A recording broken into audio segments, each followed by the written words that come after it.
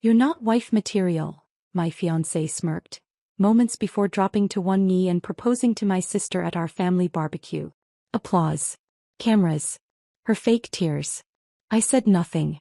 The next morning she found his ring, a $30 knockoff with a note. "Cheap. Like your taste." I'd already uploaded the cheating footage to our family group. Wedding off. Reputation ruined. I toasted them from Santorini. "I love watching you sleep," Greg had whispered to me countless times.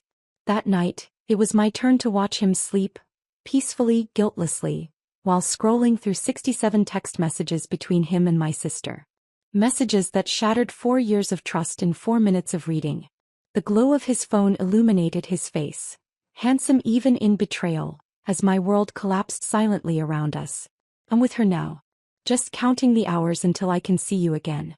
She has no idea. God, we're awful people, aren't we? Worth it though. I've never felt this way about anyone." Each message was a knife twisting deeper. I hadn't been looking for evidence. I'd simply reached for his phone to silence an incoming text at 2 a.m. One notification from Work Project M was all it took. Melissa, my own sister, saved under a fake contact. Password protection disabled because he'd fallen asleep mid-conversation with her. The universe has a twisted sense of humor sometimes. 3 hours earlier he'd made love to me, whispered plans about our future children. Now I sat motionless on our bed, understanding that everything, our engagement, our house hunt, our shared dreams, had been built on quicksand. I didn't cry. Not then. Something colder, harder took hold instead. I carefully placed his phone back exactly as I'd found it, screen dark, and watched him breathe for another hour, memorizing the face of the man I'd thought I knew. Greg had always been the reliable one in my life. While my parents focused on Melissa's dance recitals and academic achievements, I'd built my world around Greg's steady presence. His accounting job wasn't glamorous, but his predictability was my anchor. Every day he'd call at lunch, home by 6:30, takeout on Fridays. That consistency had been my safety net after years of living in Melissa's shadow. The signs had been there for weeks, maybe months. The declined dinner invitations with my parents. The late nights at work. The sudden interest in his appearance. New clothes, a gym membership, cologne I hadn't purchased. But trust is a powerful blinder. I'd created explanations. Stress at work, a desire to look good for our upcoming wedding, simple coincidences. "Everything okay, babe?" he'd asked the previous weekend when I questioned a 2-hour disappearance during a trip to the mall. "Just grabbing coffee with a client who happened to be shopping." The slight flush on his neck should have been my warning, but I'd nodded and squeezed his hand. Now I wondered if Melissa had been waiting in some coffee shop corner, checking her watch impatiently for my leftovers. The morning after discovering the texts, I became someone else. Someone with a mission. I served Greg breakfast, kissed him goodbye, and then systematically began hunting for every scrap of evidence. His laptop password, my birth date, the irony, granted me access to months of emails. The location history on his Google account showed dozens of visits to addresses near Melissa's apartment. Photos in his recently deleted folder showed glimpses of her apartment I recognized from family gatherings. I called in sick to work that day and the next. Methodically, I created folders, screenshots, backups. Not once did I break down, though my hands shook so badly at times I had to sit on them until the tremors passed. There would be time for falling apart later. Now was for gathering ammunition. The final confirmation came on day 3. I followed him during a supposed lunch meeting, watching from my car as he parked at the little Italian restaurant where we'd had our first date. The restaurant where he'd proposed. 5 minutes later, Melissa's blue Honda pulled in. I took photos as they kissed at the entrance, his hand lingering possessively on her lower back, precisely where it had rested on mine countless times.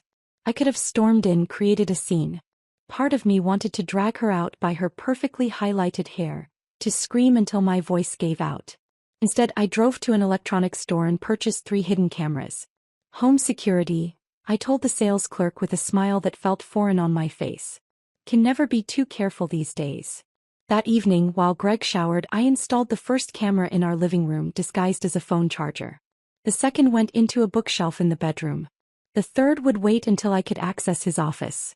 The monitoring app on my phone showed crystal clear feeds of our most intimate spaces. Spaces now contaminated by questions about whether they'd been together in our bed on our couch. "You seem distracted," Greg noted over dinner, reaching for my hand. "Wedding stress." "Just tired," I replied, squeezing his fingers and wondering if they'd touched my sister hours earlier. Nothing a good night's sleep won't fix. The camera footage delivered within days. Greg pacing our living room, speaking intently on the phone. "I know it's complicated. I can't just break it off with her immediately, it would raise too many questions.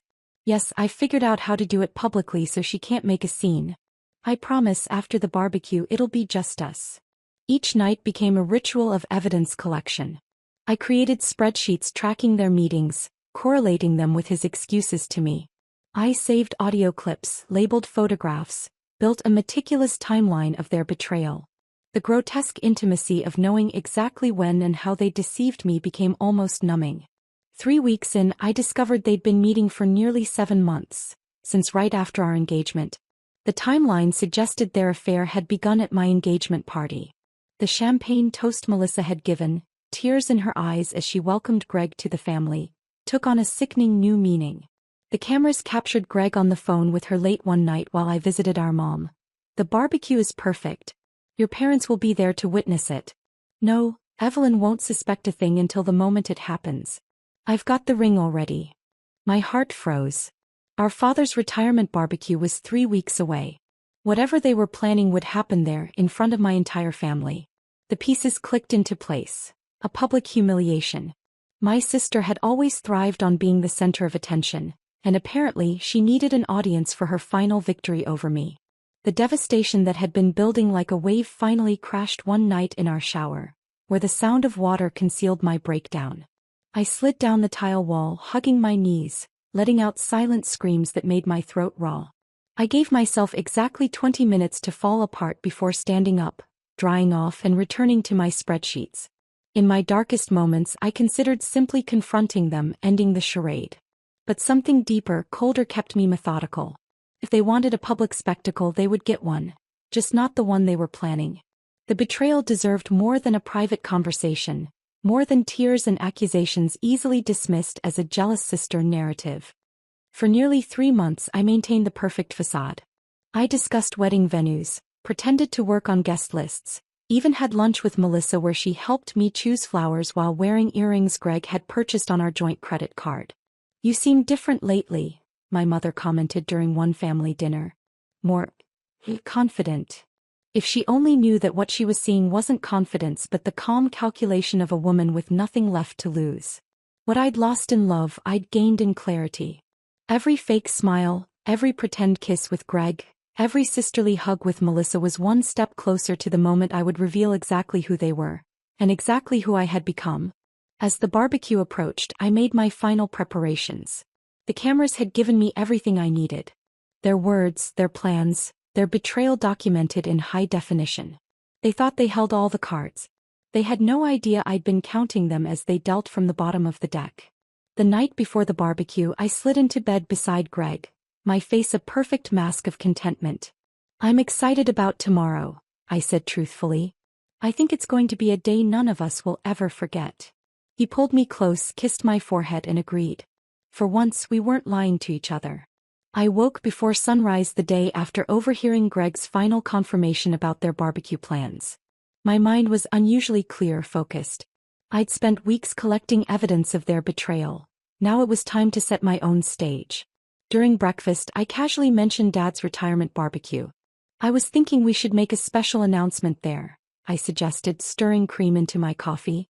"Maybe finally set a wedding date? Everyone will be there, and it would make Dad's celebration even more special." Greg nearly choked on his toast. Don't you think that might steal your dad's thunder?" I reached across the table and squeezed his hand. "Dad would love it. Besides, Mom's been pestering me about save the dates." I watched his eyes dart away, calculating. "But if you think it's a bad idea..." "No," he said quickly. "You're right. The barbecue would be perfect." I smiled, knowing he was mentally revising whatever script he and Melissa had prepared. "Great. I'll tell Mom to make sure Melissa can make it. She's been so busy lately I hardly see her." The mention of my sister made his jaw tighten almost imperceptibly. I'm sure she'll be there, he said, voice carefully neutral. It's her dad's retirement too. That afternoon I called my mother, making a show of checking my calendar while Greg pretended not to listen from the couch. The barbecue sounds wonderful, Mom. Greg and I were actually hoping to share some news there. I winked at him conspiratorially. Can you make sure everyone comes? Especially Melissa. She's been so distant lately. My mother sighed. You know your sister. Always busy with something. But I'll make sure she's there, don't worry. Perfect. With one conversation I'd established my blissful ignorance while ensuring both betrayers would attend. Greg visibly relaxed after my call, even suggesting we watch a movie together. The first time in weeks he hadn't manufactured an excuse to check his phone in private. Playing the oblivious bride-to-be became my greatest performance. I started leaving bridal magazines open to reception venues, pinned wedding dresses on shared Pinterest boards, and even scheduled a cake tasting for the week after the barbecue. Each action was carefully calculated to reinforce their belief in my ignorance. You seem excited about the wedding lately, Greg commented one evening as I browsed honeymoon destinations. Just ready to make it official, I replied, looking up with practiced adoration. After all this time planning, I'm excited to finally be Mrs. Thompson. The lie tasted bitter, but his relieved smile confirmed my performance was working. Meanwhile, I was methodically dismantling our shared life.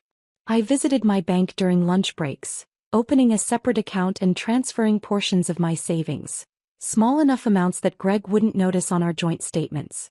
I contacted our landlord about breaking our lease, citing a potential job opportunity that hadn't materialized yet. Just exploring options, I assured Greg when a lease termination form accidentally appeared in our mail. Nothing definite. He accepted this without question, likely relieved at the prospect of an easy exit after his planned public humiliation. The engagement ring presented a particular challenge. Greg had spent a considerable sum on it, $8,500 that should have gone toward our house down payment. The princess-cut diamond in a platinum setting had once symbolized our future. Now it represented nothing but lies. I found the jeweler's receipt in his desk drawer while searching for more evidence. The same drawer contained a small velvet box, presumably containing Melissa's ring. I didn't open it. Some wounds weren't worth inflicting on myself. During an afternoon when Greg was meeting clients, I visited a jewelry district across town where no one would recognize me. A small shop specializing in replicas provided exactly what I needed. A near-perfect copy of my engagement ring for $30. The zirconia sparkled with artificial brilliance, indistinguishable from diamond to the untrained eye. Anniversary gift? The jeweler asked as he boxed my purchase. Something like that, I replied. That night while Greg showered I made the swap. My authentic ring went into a secure pocket in my purse. Its counterfeit twin took its place on my finger. Greg never noticed the difference. Men rarely do. With 2 weeks remaining before the barbecue, I focused on my escape plan. I renewed my passport on a girls' lunch that I actually spent alone at the passport office. I researched destinations that symbolized new beginnings, finally settling on Santorini, its white buildings and blue domes representing the clean slate I craved. I booked a one-way ticket departing the morning after the barbecue, using points from a credit card Greg didn't know about. A small vacation rental overlooking the caldera would be my sanctuary for 2 weeks, giving me time to recover before facing whatever new life awaited me. Taking a half-day on Friday, I mentioned casually the week before the barbecue. Nail appointment and some errands before the big family gathering. Greg nodded absently, thumbs flying across his phone screen, undoubtedly texting Melissa. No problem. I've got meetings all afternoon anyway. Those errands involved a safety deposit box where I stored my passport, important documents and the real engagement ring. I withdrew enough cash to sustain me for weeks if necessary, divided between different compartments in a new suitcase hidden at my friend Dana's apartment. Dana was the only person who knew fragments of my plan. Are you sure about this? She asked when I dropped off the suitcase. Shouldn't you just confront them? Trust me, I said, hugging her tightly. This is better. The final piece fell into place 3 days before the barbecue. While Greg played golf with colleagues, I composed a note to accompany the fake ring. Cheap. Like your taste. Simple. Direct. Devastating in its brevity. I sealed it in an envelope and tucked it into the side pocket of my weekend bag, alongside a USB drive containing carefully selected footage of their betrayal. The night before the barbecue, I prepared everything with surgical precision. My overnight bag contained only what I needed for one night at my parents' house, plus the materials for my revenge. My real luggage, containing clothes, cash, and necessities for my new life, waited at Dana's. The airline confirmation and rental details were memorized, screenshots saved to an email draft accessible from any device. Standing in our bathroom, I studied my reflection. The woman looking back seemed different, harder around the eyes, mouth set in a determined line. I practiced my expressions: surprise, hurt, dignified silence. Each would serve its purpose tomorrow. Greg wrapped his arms around me from behind, meeting my eyes in the mirror. Early night, he suggested. Tomorrow's going to be a big day. If only he knew how big. I turned in his arms, offering a smile that didn't reach my eyes. The biggest, I agreed. Sleep came surprisingly easily that night. There's peace and certainty in knowing exactly what comes next. As dawn broke on barbecue day, I woke feeling strangely serene. The anxiety and anguish of the past months had burned away, leaving only resolution. I packed the final items in my overnight bag: the envelope with its devastating note, the USB drive, a change of clothes for tomorrow's flight. I double-checked the family group chat was set up properly on my phone, confirming everyone would receive the video simultaneously. Greg bustled around nervously, changing shirts twice, checking his pocket repeatedly, undoubtedly ensuring Melissa's ring was secure. I pretended not to notice, busying myself with a fruit salad for the barbecue that I knew I'd never actually deliver. "Ready?" he asked, keys jangling in his hand, nervousness making his voice slightly higher than normal. I took one last look around our apartment. Once a home, now just a stage set for betrayal. "Absolutely ready," I said, and for the first time in months I wasn't lying. The 40-minute drive to my parents' suburban home stretched into an eternity. Greg's knuckles were white on the steering wheel, his left hand repeatedly patting his jacket pocket where Melissa's ring waited. The radio filled our silence with meaningless pop songs about forever love. "Nervous about something?" I asked innocently as we turned onto my parents' street, lined with familiar maple trees I'd climbed as a child. He startled. "What?" "Oh, just thinking about work stuff." "On a Saturday? At your future father-in-law's retirement barbecue?" I smiled, placing my hand gently on his arm. "Try to relax and enjoy today, okay?" The irony wasn't lost on me comforting him about the stress of his planned betrayal. He attempted a smile that came out more like a grimace. Poor Greg. The weight of deception was clearly getting to him. Balloons tied to the mailbox marked my childhood home. Dad had strung lights across the backyard fence, and the smell of charcoal already filled the air. Several cars were parked along the curb: my uncle's pickup, my cousin's minivan, and near the end, Melissa's blue Honda. "Looks like everyone's here already," I noted, watching Greg's reaction. He scanned the vehicles, lingering on Melissa's car. "Guess we're the last ones," he muttered, checking his hair in the rearview mirror. Mom greeted us at the door with hugs, ushering us toward the backyard where voices and laughter mingled with classic rock from Dad's ancient speaker system. I spotted Melissa immediately, perched on the patio furniture in a sundress I recognized from our joint shopping trip last month. The sundress I'd admired but decided was too expensive. Apparently, Greg's credit card had different standards for her. Our eyes met across the yard, and her smile faltered momentarily before she recovered, waving with excessive enthusiasm. "Evelyn." "Greg." "Finally." She bounced over, hugging me too tightly, her expensive perfume, another familiar scent from Greg's credit card statement, nearly choking me. "Traffic," Greg explained lamely, eyes darting between us. Their nervousness was almost comical, two amateur actors forgetting their lines on opening night.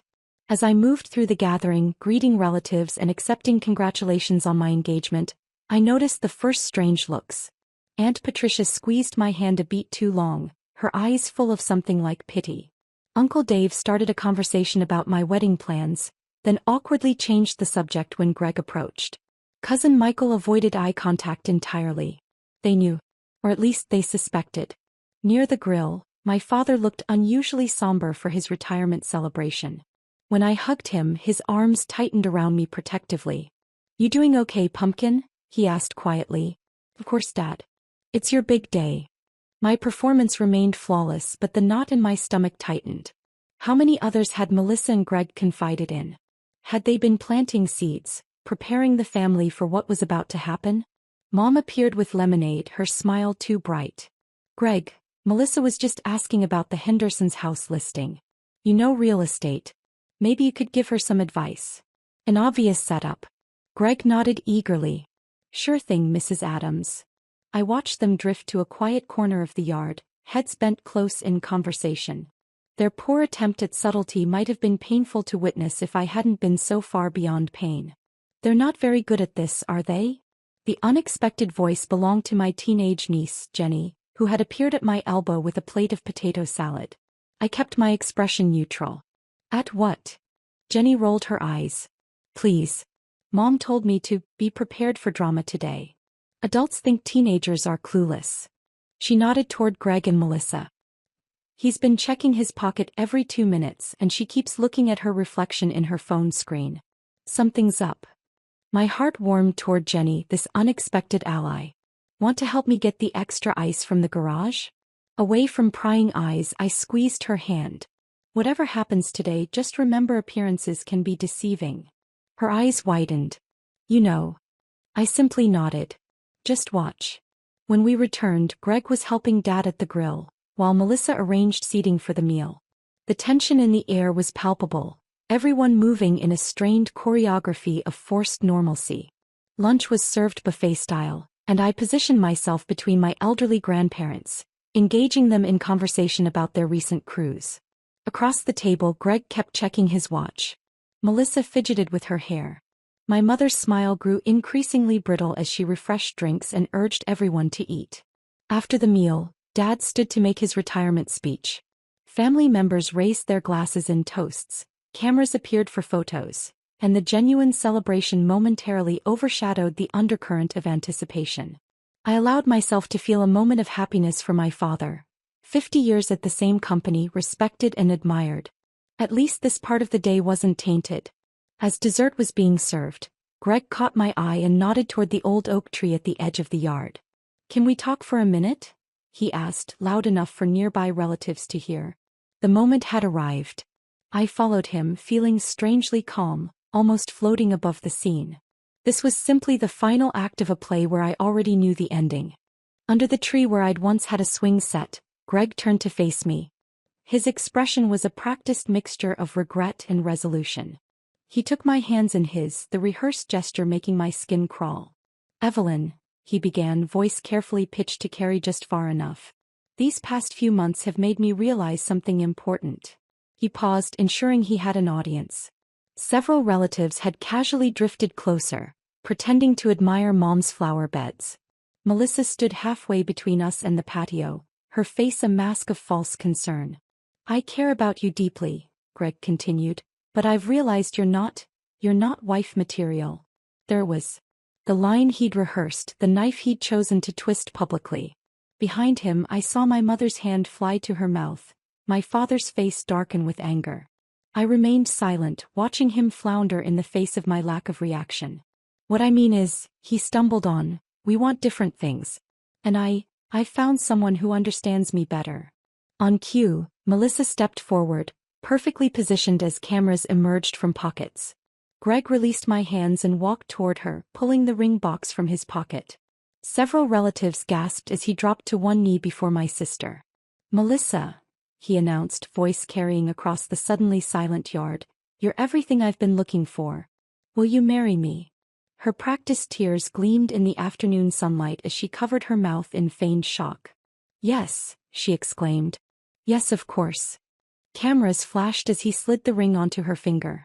A few confused relatives applauded uncertainly. Cousin Michael looked like he might be ill. Aunt Patricia was openly glaring at Melissa. I stood perfectly still, my face deliberately blank. No tears. No screams. No drink thrown or dramatic exit.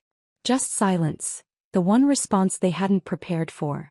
Their moment of triumph faltered in the face of my composure. Greg's smile became uncertain. Melissa's eyes darted around nervously as the expected drama failed to materialize. My father started toward us, fury evident in his stride, but I subtly shook my head. He stopped, confusion replacing anger.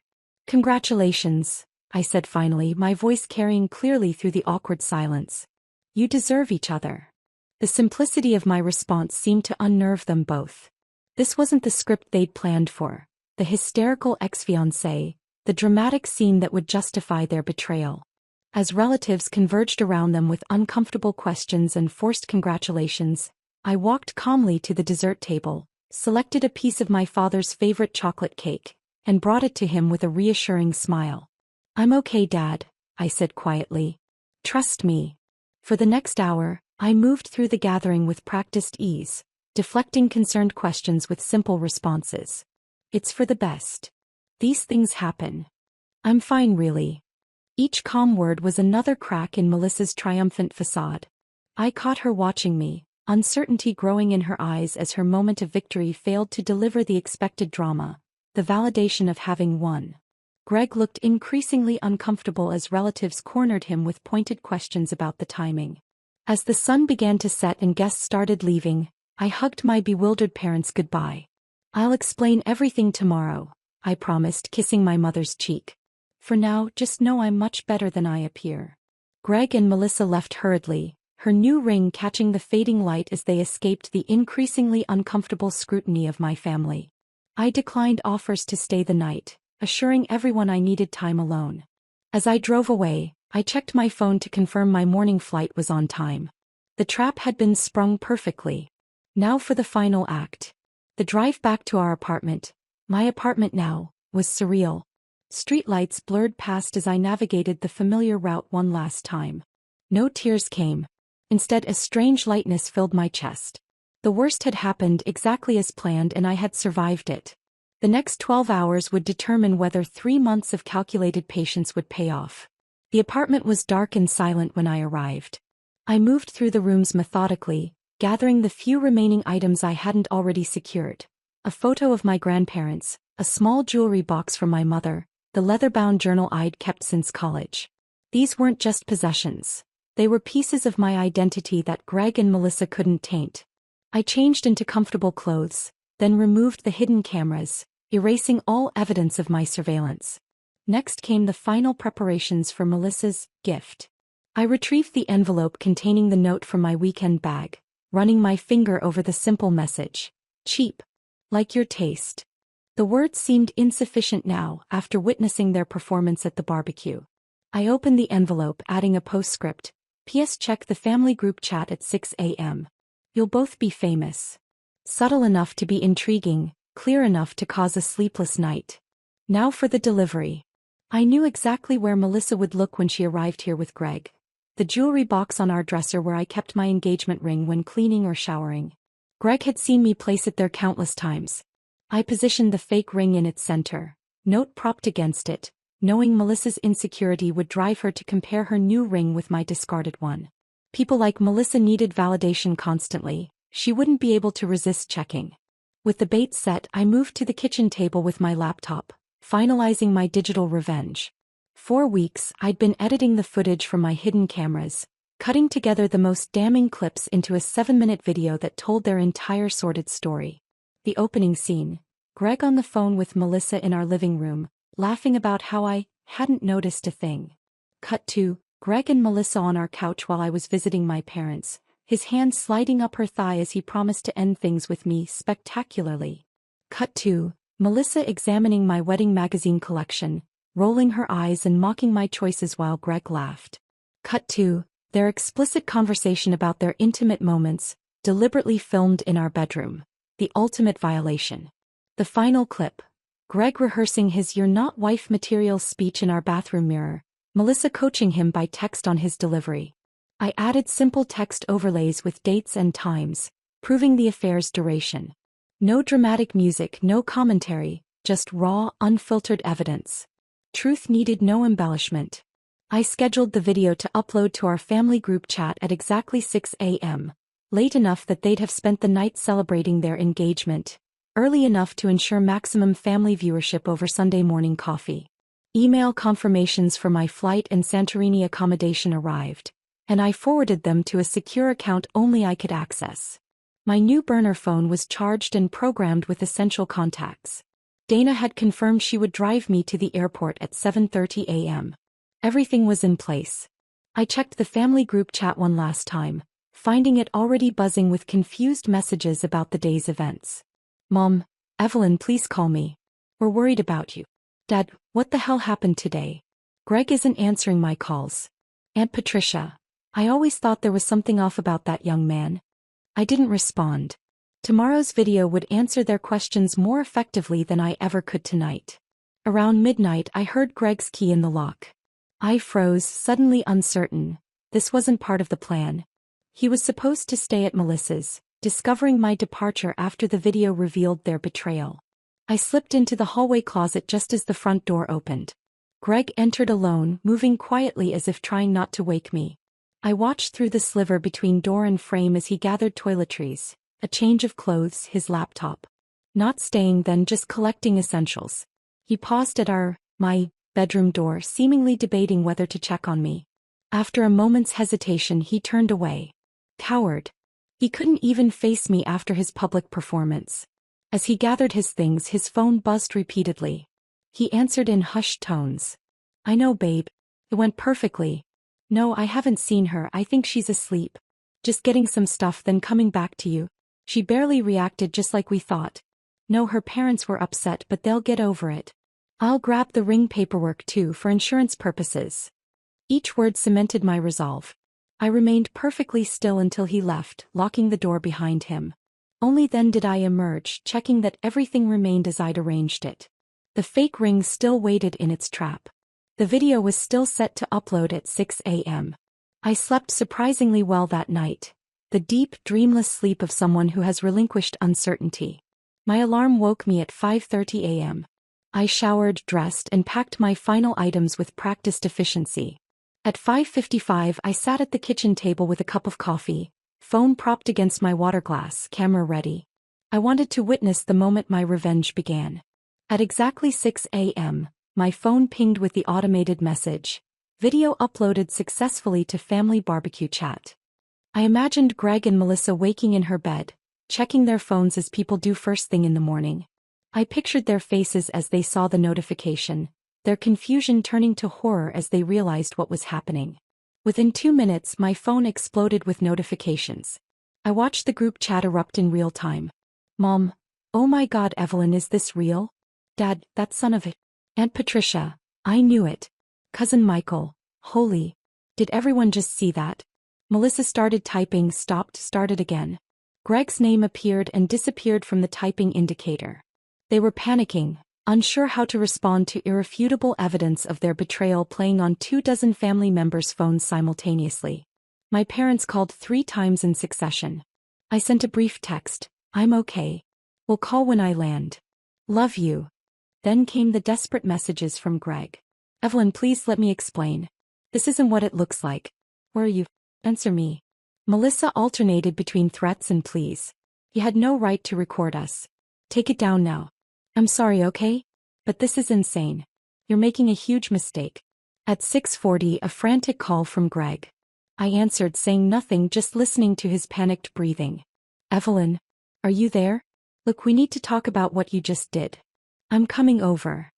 I wouldn't bother, I said calmly. I'm not there. And check your precious ring before you do anything else.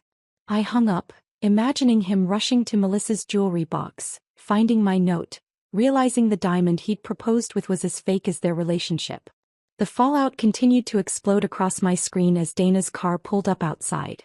Several relatives had formed a separate group chat, excluding Greg and Melissa, expressing their support for me and outrage at their behavior. My teenage niece Jenny had apparently taken charge of the family response, writing, Aunt Evelyn is a queen and I want to be her when I grow up. That message unexpectedly brought my first tears since discovering their affair. I forwarded the most important contacts to my burner phone, then removed my SIM card and slipped it into my pocket. With one last look at the apartment that had witnessed both love and betrayal, I locked the door and walked away. Dana hugged me tightly at the airport curb. Text me when you land, she insisted. And Evelyn, I'm proud of you. The international terminal buzzed with morning travelers as I checked in, passed through security and found my gate. My phone, now with a new temporary number, showed dozens of missed calls and messages from Greg, Melissa, and concerned family members. As boarding began, I sent a single message to my parents with my temporary contact information and a promise to explain everything soon. Then I powered down the phone, feeling the weight of the past 3 months finally lifting from my shoulders. Settling into my window seat, I watched ground crews prepare the aircraft for departure. Somewhere across town, Greg and Melissa were facing the complete destruction of their relationship, their reputations, and any sympathy they might have hoped for from friends and family. The captain announced our departure. As the plane accelerated down the runway, I closed my eyes, feeling the satisfying rumble of engines propelling me forward. Away from betrayal, away from humiliation, toward a future entirely my own. The sweet taste of revenge carried me skyward, 30,000 feet above the ruins of their lives. The 10-hour flight passed in a blur of fitful sleep and mediocre airplane food. When the plane finally touched down in Athens, I felt the distance not just in miles but in emotional space. An ocean between my old life and whatever came next. The connecting flight to Santorini was on a much smaller aircraft, dipping and soaring over the impossibly blue Aegean Sea. As the island came into view, white buildings clinging to volcanic cliffs like freshly fallen snow, I felt something stir within me. Not happiness exactly, but possibility. The thought that beauty still existed in a world where betrayal had become my closest companion. The taxi driver who took me to my rental was a cheerful older man named Nikos who pointed out landmarks with grandfatherly pride. "First time in Santorini?" he asked in accented English. "First time anywhere in a long time," I replied, realizing how true it was. I'd been so focused on Greg, on our future, that I'd forgotten to live my own present. My accommodation was exactly as pictured. A small, whitewashed villa perched on the caldera's edge in Oe, away from the worst of the tourist crowds. Blue shutters framed windows that opened to an endless horizon where sea met sky in a seamless watercolor blend. A private terrace with a small plunge pool offered the perfect vantage point for sunset. The property manager, Elena, showed me around, explaining how to work the ancient coffee machine and where to find the best local tavernas. "You are here alone?" she asked, not unkindly. "Very much so," I answered, surprised at how the words felt like freedom rather than abandonment. After she left, I unpacked my few belongings, showered away the stale airplane air, and collapsed into bed, sleeping dreamlessly for 14 hours straight. I woke to brilliant sunshine streaming through gauzy curtains. For a disorienting moment, I didn't know where I was or why my arm reached automatically for someone who wasn't there. Then it all rushed back. The barbecue, the ring, the video, the escape. I sat up, heart pounding, before realizing there was nothing to fear anymore. The worst had happened. I had survived. Whatever came next was entirely up to me. On the terrace I found breakfast waiting. Greek yogurt with honey, fresh figs, strong coffee. Beside it, a note from Elena explaining she'd taken the liberty since I'd slept so long. This simple kindness from a stranger nearly undid me. I ate watching fishing boats trace ripples across the bay below, my burner phone still powered off beside my plate. When I finally turned it on, dozens of notifications appeared. I ignored the missed calls and opened messages only from my parents and Dana. "Mom, we're so sorry, sweetheart. We had no idea. Are you safe? Dad, that video showed everything we needed to know. Take all the time you need. We're here when you're ready. Dana, checked your old phone. Total meltdown happening. Greg showed up at your parents' house crying. They wouldn't let him in. Your dad apparently used some colorful language. Call me when you can." I smiled, picturing my gentle father finally unleashing his temper on the man who had humiliated his daughter. Instead of immediately calling back, I took a photograph of my view and sent it to my parents and Dana with the message. "I'm safe. I'm healing. I'll call soon." Then I turned off notifications and set out to explore my temporary home. Santorini in early spring was perfect. Warm enough for short sleeves during the day, cool enough for light sweaters at night, and blessedly free from the summer tour groups. I wandered narrow cobblestone streets, ducking into small galleries and family-owned shops. At a tiny bookstore I purchased a leather-bound journal, the first I'd owned that Greg had never seen or touched. That evening I wrote my first entry sitting at a cliffside cafe, sipping local wine as the sun transformed the sky into a painter's palette of orange, pink, and gold. I didn't write about Greg or Melissa or betrayal. Instead, I described the feeling of warm stone under my palms, the taste of olive oil and sea salt, the distant laughter of fishermen returning to harbor. 3 days passed before I called my parents, using the villa's Wi-Fi to avoid international charges. My mother answered on the first ring. "Evelyn. Oh, thank goodness. Are you all right? Where are you?" "I'm in Greece, Mom. And yes, I'm all right or getting there." The concern in her voice nearly broke my composure, but I continued. "I'm sorry I didn't warn you about the video." "Don't you dare apologize," she said fiercely. "Your father and I watched it together. We saw everything. That, she seemed to struggle for words harsh enough. "It's okay, Mom. You don't have to say it.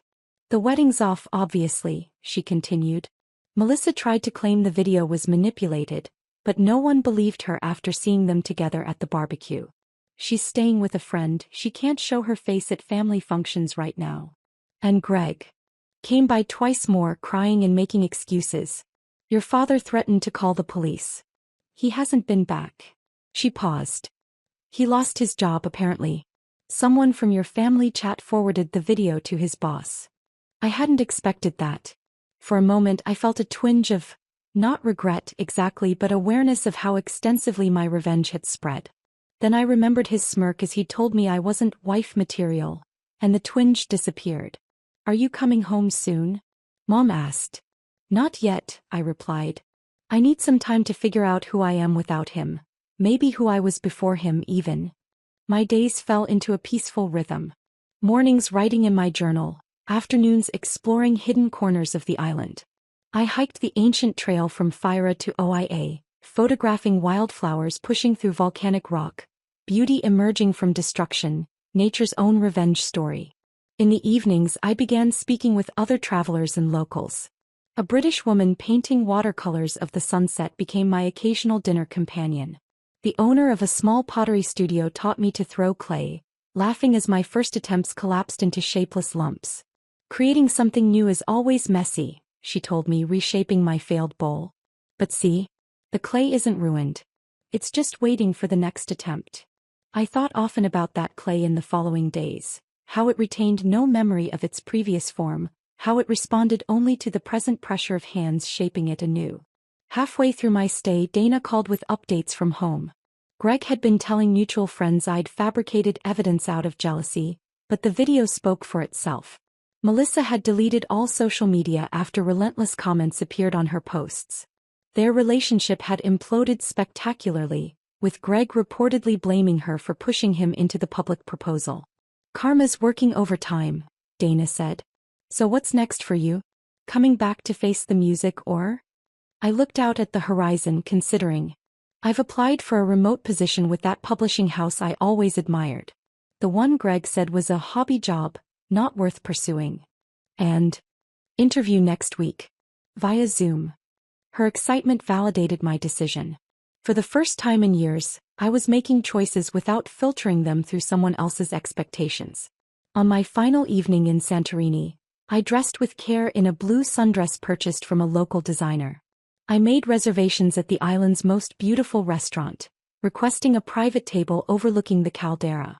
The maitre d' seated me as the sky began its nightly transformation, candles flickering in blue glass holders. I ordered champagne, not to celebrate destruction but to honor reconstruction. As the waiter poured the first glass, I checked my phone one last time. An email had arrived an hour earlier. "Dear Ms. Adams, we are pleased to offer you the position of remote editorial assistant." Tears blurred my vision, not of grief or anger but of genuine joy. I lifted my glass toward the darkening horizon, where the first stars had begun to appear. "To new beginnings," I whispered. The champagne tasted of possibility and freedom. Behind me lay the ashes of betrayal and the sweet satisfaction of revenge.